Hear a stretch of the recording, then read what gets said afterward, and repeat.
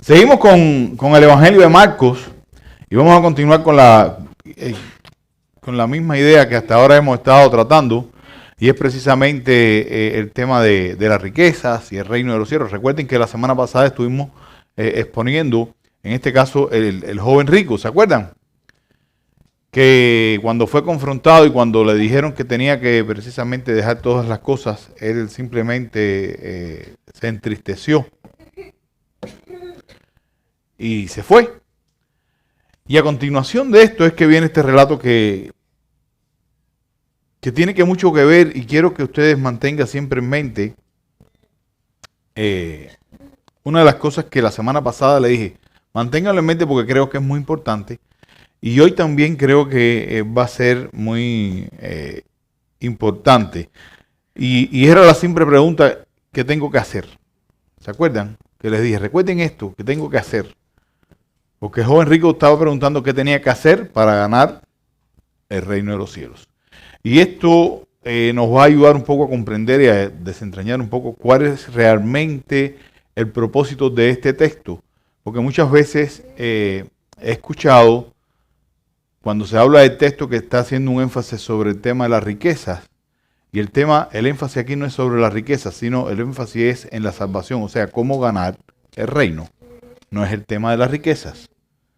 Aun cuando se hable de los ricos, pero es bueno entender también el contexto para los ricos, por qué Jesús está hablando precisamente acerca de los ricos, para poder mirar y saber cómo nosotros podemos aplicar. Porque usted puede decir en este momento, bueno, esto es un texto que es para la gente que tienen dinero, ¿no?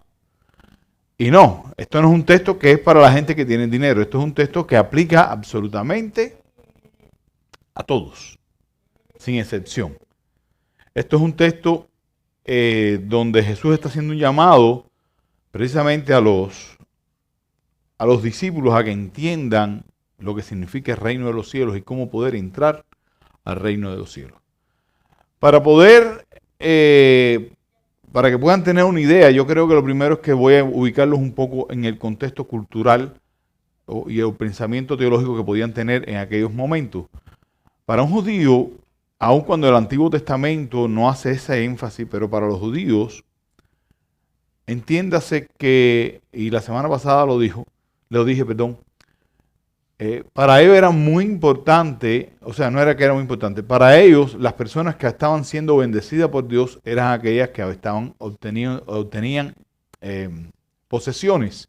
O sea, las personas adineradas eran personas, según su percepción de la época, eran las personas que tenían la bendición de Dios y por ende estaban a un paso más cerca que el resto del reino de los cielos.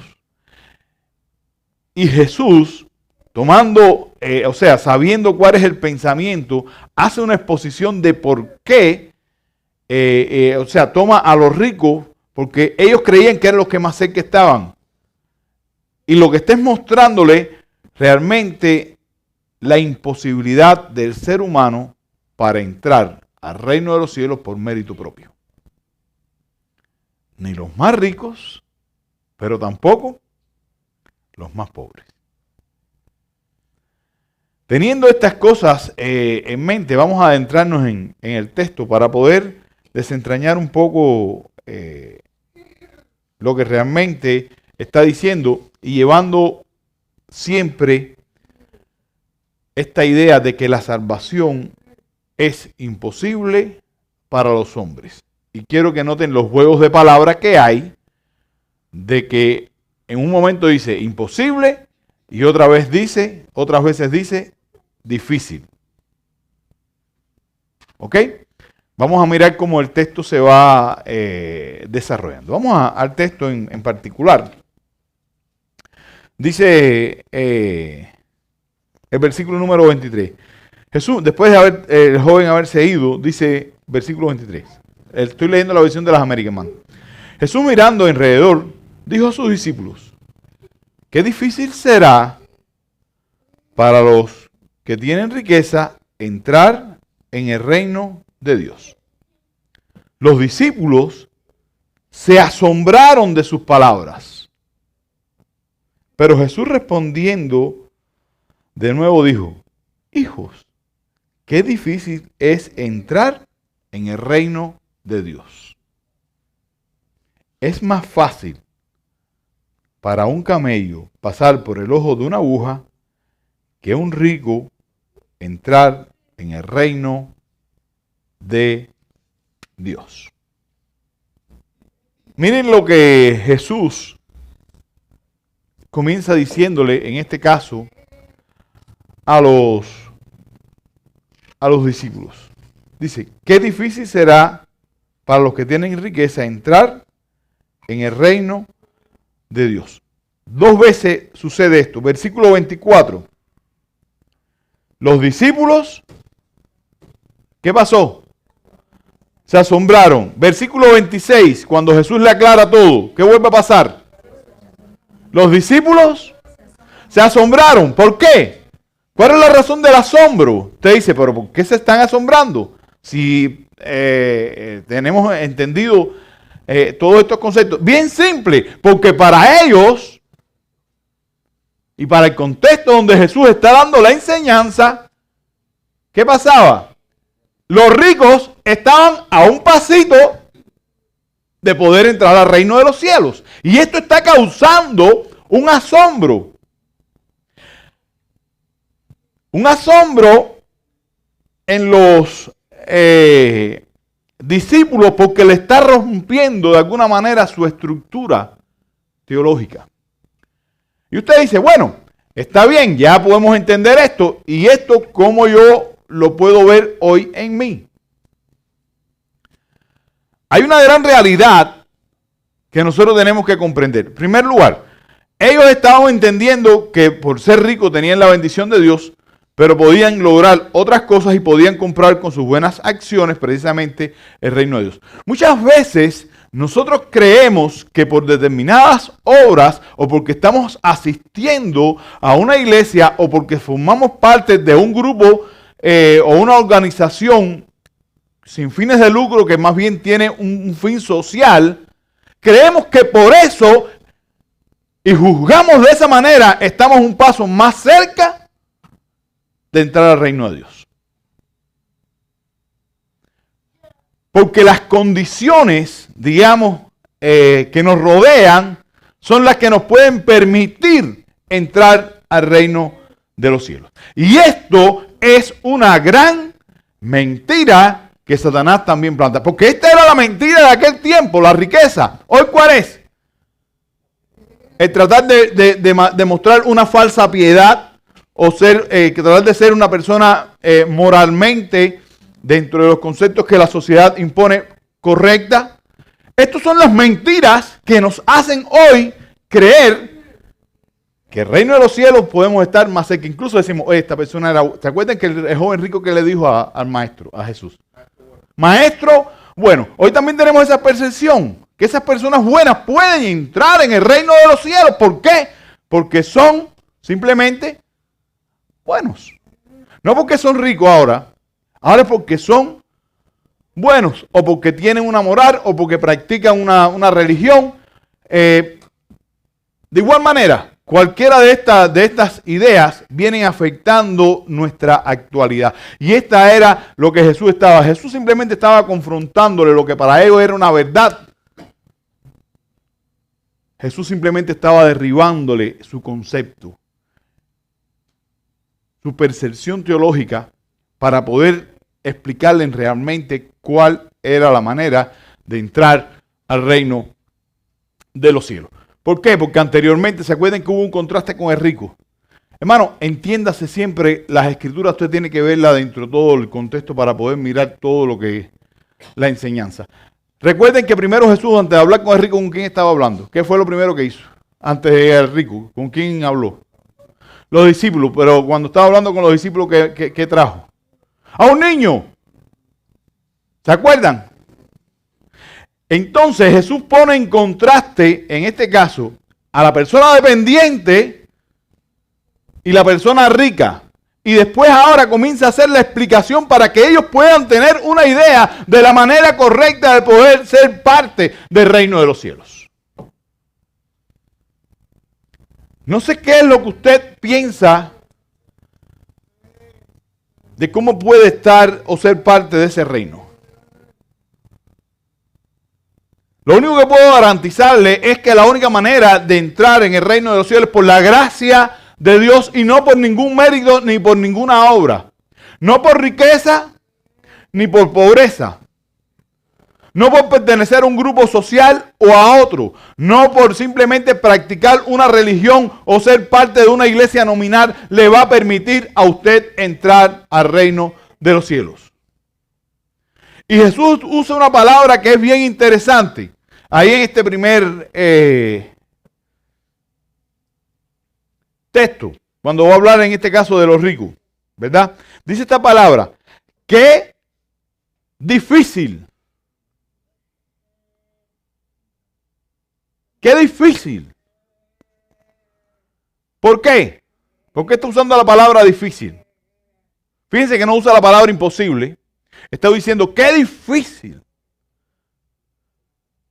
Porque están arraigados, o sea, las personas agarran y hacen sus propios dioses. El rico, su dios es el dinero. La semana pasada también lo decíamos. Sin embargo, en las escrituras usted va a encontrar hombres ricos que simplemente están y son parte del reino de los cielos. ¿Entienden? O sea, hasta aquí me van siguiendo con toda la enseñanza y cómo ustedes lo tienen que mirar para ustedes, ¿no? En estos tiempos, hoy. Sigue el texto de esta manera. Jesús respondiendo le dijo, hijos. Ahora utiliza un término mucho más como desde un padre hacia un hijo, de cuidado, de misericordia, para que ellos puedan entender precisamente lo que estaba sucediendo. Dice estas palabras, hijo, qué difícil es entrar en el reino de Dios. Y viene la manera en que lo pone difícil. Es más fácil, en este caso, es lo que comienza diciéndolo. Es más fácil para un camello pasar por el ojo de una aguja que para un rico entrar en el reino de Dios. Y aquí vamos a una historia que todos conocemos, esta hipérbole que es usada. Esto es una... primero que nada, entiéndase que en los tiempos de Jesús era muy común el uso de hipérboles por parte de los maestros. La hipérbole es simplemente lo que trata de exagerar las cosas, ¿ok? Y se hizo muy común pensar que cuando se está hablando del ojo de una aguja, no es que realmente era el ojo de una aguja, sino que se creía que era una muralla. Vamos a tumbar esa falacia, ¿eh? Es una interpretación del siglo XI. Tenemos que ubicarnos siempre en los contextos originales. De hecho, en los escritos más tardíos del Antiguo Testamento, de Marcos, las copias más tardías, más recientes a nosotros, para que puedan ubicarse, se creía que se estaba hablando, o sea, hay algunas que hablan de una soga, pasarla por el ojo de una aguja. Lo que quiero que entiendan que es una hipérbole lo que se está usando, es simplemente una exageración. Y lo que está hablando, ¿por qué? Porque en los tiempos de Jesús también había una enseñanza común de aquellos tiempos en Mesopotamia, que se encuentran los documentos, y se hablaba precisamente de entrar por un ojo de una aguja a un elefante, pasar por el ojo de una aguja a un elefante, una hipérbole. Pero en Mesopotamia los animales más comunes eran los elefantes, pero el animal más grande que existía en Israel era el camello. Por ende, se está hablando, y la idea que realmente se está tratando de transmitir es la de pasar un camello. Jesús está tratando de transmitir por el ojo de una aguja. Y miren cómo sucede acá. Porque esto es bien sencillo. Si fuera todo, vamos a derribar este concepto. Si fuera el del camello pasando por la puerta pequeña de la muralla, los camellos le quitaban entonces todo el peso, se arrodillaban y podían pasar. ¿Ok? Pero vuelvo y repito, esto fue una interpretación, puedo darle hasta el nombre de la persona, pero fue en el siglo XI al respecto. La idea que se está simplemente transmitiendo no es la de querer pasar. Si ustedes siguen leyendo, dice, después que Jesús le da esa hipérbole, esa exageración, dice, ellos se asombraron aún más diciendo entre sí, ¿y quién podrá salvarse? O sea, ellos dijeron, si es tan difícil para la gente que tiene dinero, entonces ¿quién se va a salvar? Nosotros estamos pobres. Ese es el asombro de ellos. Y viene, yo creo que es la parte crucial del texto, la más importante, la que rige realmente la enseñanza principal. Mirándolo, Jesús le dijo, para los hombres, y me detengo ahí, es como, es imposible. Para los hombres es imposible poder entrar en el reino de los cielos. O sea, que no se trata de que se agache y deje todas las cosas y pueda pasar. No se trata, lo que está transmitiendo es una hipérbole diciendo, es imposible, esto nunca va a suceder, usted nunca va a poder pasar un camello por el ojo de una aguja. ¿Están entendiendo qué es lo que está pasando acá? Y le está diciendo a ellos, ni los ricos ni los pobres pueden entrar al reino de los cielos. Para los hombres es simplemente imposible. No hay nada que usted y yo podamos hacer para lograr alcanzar el reino de los cielos. Efesios nos lo dice de una manera tan clara, hermano. El capítulo 2, por gracia soy salvo y no por obra, para que nadie se gloríe. No porque me quité el peso y pude pasar y me arrodillé y pude pasar. No, yo pude pasar y entrar en el reino de los cielos porque Dios por su eterna misericordia me quiso salvar. Y por eso es que Jesús aclara esta parte. Por eso es que le digo que los contextos son importantes, los contextos históricos son importantes, porque muchas veces creemos que esto es un ataque directo solamente a los ricos. No, esto es un mensaje claro y directo. La salvación es por pura gracia y es imposible que el hombre se pueda salvar por sí mismo. Y esta es la perspectiva de la cual nosotros tenemos que mirar realmente las Escrituras, porque esta es la enseñanza que una y otra vez Jesús viene trayendo.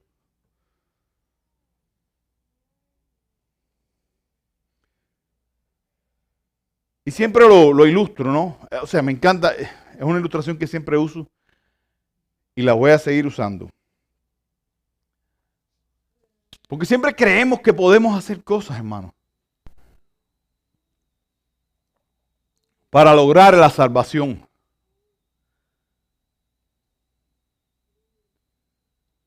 Y todas esas cosas, la manera que siempre lo ilustro es en su cocina, lo que más le guste cocinar.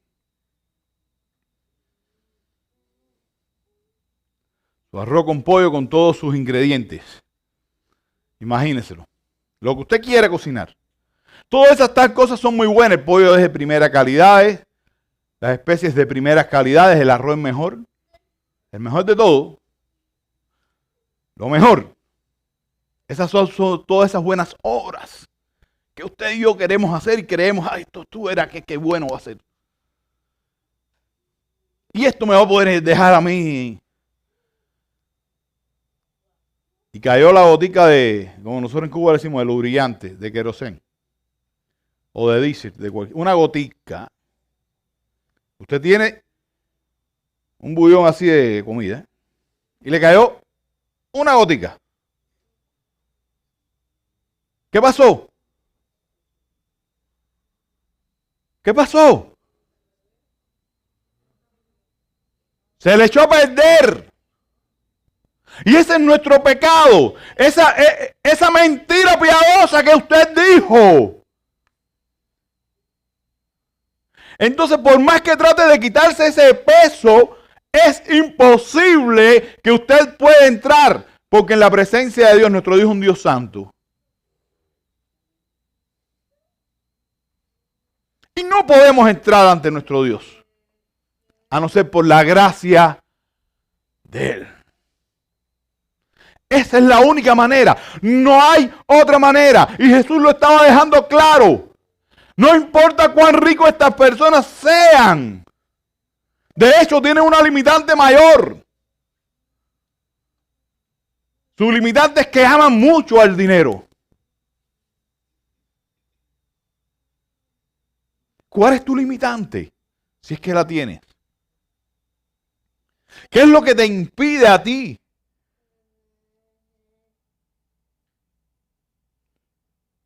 no acercarte a Dios?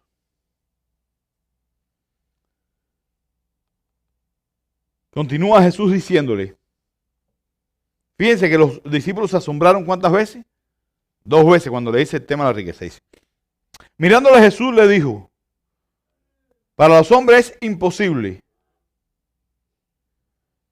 pero no para Dios.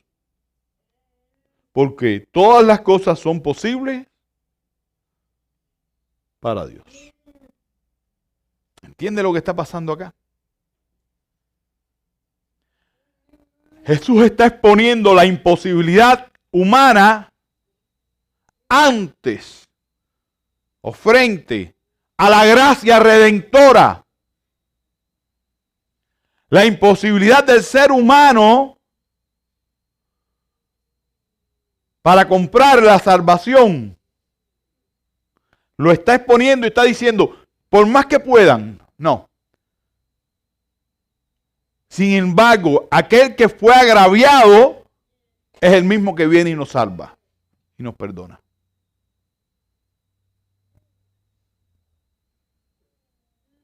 Porque después cuando usted sigue leyendo, miren cuál es el tema en que Jesús entra. Léalo ahí rápido en Marcos para que ustedes vean. ¿De qué va a hablar después de que pasa eso? De su muerte. Esa es la manera para poder entrar. Están mirando entonces el contexto completo ahora. Pueden ver lo que Marco está queriendo decir cuando nos escribe. O el Espíritu Santo en este caso inspirando a Marco. Mostrando la imposibilidad, la condición del hombre y en la muerte de Cristo es donde podemos hallar redención.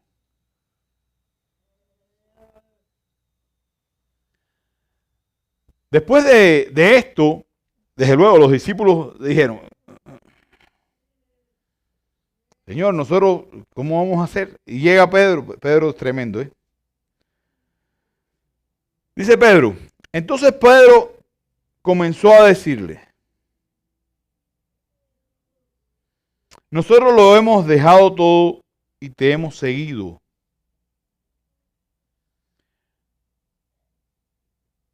Jesús respondió, en verdad digo que no hay nadie que haya dejado casa o hermano, o madre o padre o hija o tierra por causa de mí o por causa del evangelio, que no reciba 100 veces más ahora en este tiempo. Casas y hermanos y hermanas y madre e hijos y tierra junto con persecuciones. En el siglo venidero, la vida eterna. Pero muchos primeros serán últimos y los últimos serán primeros. Después de entender toda la imposibilidad, Pedro se quedó preocupado, ¿no? Dijo, Señor, estoy perdiendo el tiempo ahora con todo lo que estoy haciendo aquí. ¿Estamos nosotros acaso perdiendo el tiempo? Recuerden que la mentalidad del discípulo, de los discípulos, realmente no tiene una transformación total y una comprensión total hasta después de la ascensión. Y que el Espíritu Santo viene a tratar con sus vidas y le muestra toda la verdad.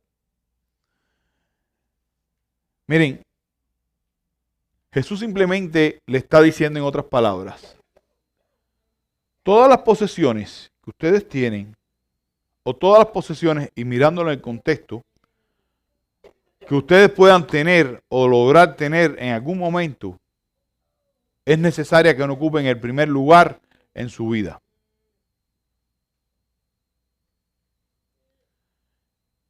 Que el que reine en su corazón sea yo. Que ustedes estén dispuestos a dejarlo todo por el Evangelio.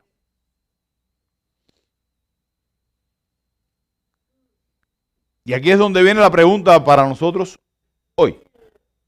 ¿Qué estoy dispuesto yo a renunciar por ganar a Cristo? O simplemente. Porque el concepto de salvación hay que entenderlo a Jesús como Señor y Salvador. A todos nos gusta la idea de el Salvador, ¿sí? Todo el mundo quiere un Salvador. Pero cuando yo digo que Jesús es mi Salvador, porque Él me salvó por la gracia, no porque pude hacer algo, tal y como lo dice. Ahora, cuando Él se convierte en mi Salvador, también es mi Señor. ¿Por qué? Porque Él me compra. Antes yo pertenecía a Satanás, ahora pertenezco a Cristo. Y si Jesús es mi Señor, yo tengo que estar dispuesto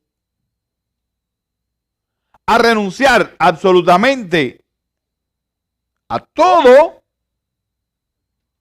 por tal de seguirlo a Él. ¿A qué está dispuesto usted a renunciar? Si no está dispuesto a renunciar, usted está, voy a hacer uso de lo que también dije la semana pasada. Si usted no está dispuesto a renunciar a nada, usted está haciendo uso de esa gracia barata, de donde solamente agarra a Jesús, el Salvador, y no el Señor. Esa gracia barata que cree que con una simple palabra ya puede arreglarlo todo. ¿Dónde está usted hoy? Y vuelvo a este punto. Miren, y no traten de responderme. O sea, lo que quiero decirle es que muchas veces, siempre, no, estoy dispuesto, sí. No, yo quiero que usted se haga esa pregunta a usted en lo íntimo. ¿Está dispuesto a dejarlo todo por tal de ganar a Cristo? ¿Está dispuesto a decir, Jesús es mi Señor y Salvador? Porque si nada más está, si solamente usted está pensando en Jesús como su Salvador, quiero decirle que Jesús entonces no es ni su Salvador ni su Señor. ¿Entienden? Porque esta es la realidad del Evangelio.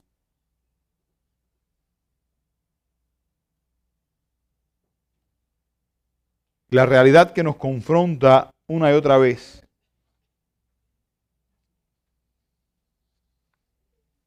Y Jesús hace un énfasis bien interesante, porque él dice, en verdad os digo, es en el Señor, hermano, donde nosotros vamos a tener plenitud de gozo. Y el Señor nos recuerda que cada sacrificio que hagamos no significa que voy a obtener la vida eterna por ella, sino que va a tener la recompensa porque ya la vida eterna la tienes. Porque muchas veces cuando leemos el final dice, pues sí, pero aquí me está diciendo, no, aquí está hablando de las recompensas para aquellos que están dentro del reino, que pudieron entrar por esa gracia y simplemente ahora, en su condición de hijo de Dios, en su condición de esclavos de Cristo, están dispuestos a renunciar a todo y van a recibir entonces su recompensa.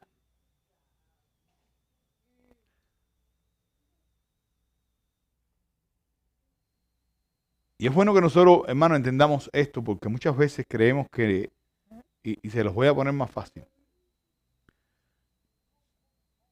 muchos de nosotros somos padres y nuestros hijos quizás han crecido dentro de, o quizás muchos de ustedes han crecido dentro de una iglesia.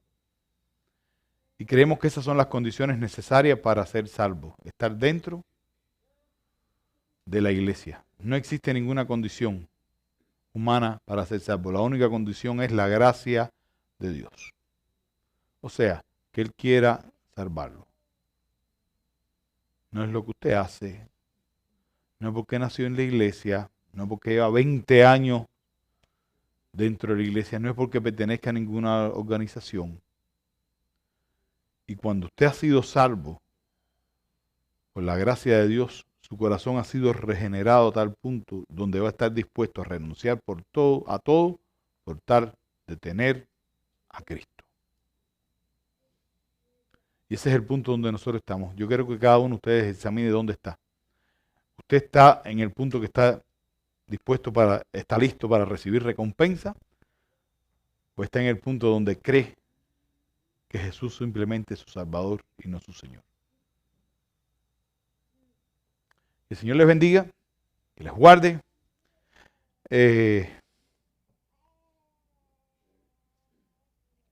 A mí personalmente, yo disfruté mucho preparando esto. A él se lo comentaba a mi mamá, creo que fue que se lo dije. Me gustó mucho el texto. Y espero en el Señor que hayan tenido una comprensión clara sobre lo que realmente, cuál es el énfasis en este texto. Porque muchas veces se va el énfasis a la riqueza y no es a la riqueza. Es a la salvación por gracia. Ese es el Evangelio. Que no se trata de ser rico, sino tener entender las cosas de la perspectiva, en este caso que podía tenerla en aquellos tiempos, para entonces poderla aplicar hoy a mí. Que no se trata de lo que yo pueda hacer para alcanzar la salvación, sino haber sido salvado por la gracia y la misericordia de Dios. Hermanos, qué bueno es que nosotros podamos tener esa perspectiva de la cual el Señor nos habla. Que cada uno de nosotros podamos afirmarnos en la gracia de Dios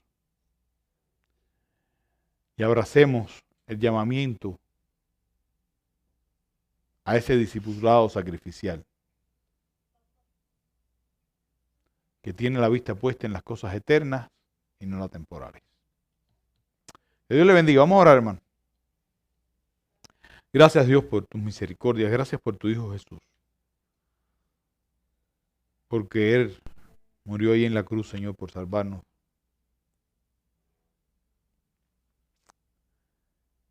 Y con su muerte, Señor, nos otorgó el regalo de la vida eterna. No porque lo merezcamos, Señor. Sabemos que no tenemos ni nada que podamos comprar.